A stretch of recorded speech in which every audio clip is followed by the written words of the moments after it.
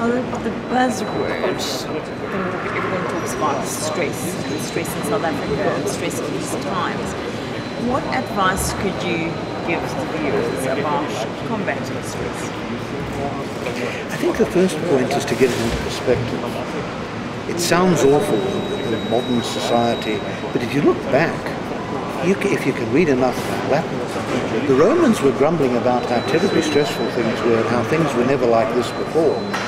At all stages in history, we felt we were uniquely, terribly stressed, and that this was awful and the world was going to get into bigger and bigger mess, and somehow it's lurched through century after century. So get it in proportion.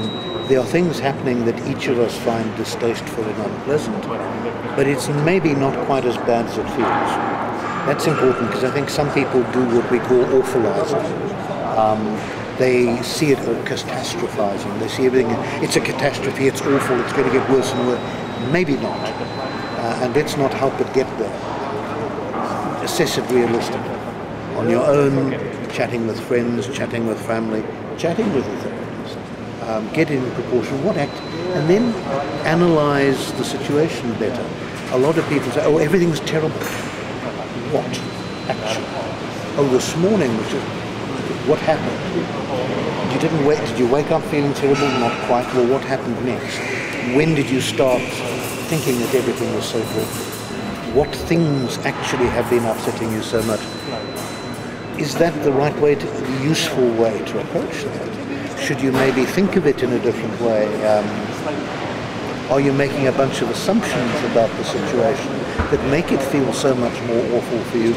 Maybe they're not the best way of looking at it. Are there other ways you could interpret that you'd actually feel a bit better about it? That wouldn't make it seem so hopeless, it would make it feel more like something you could do something about. So I think there's a lot to be done at that level.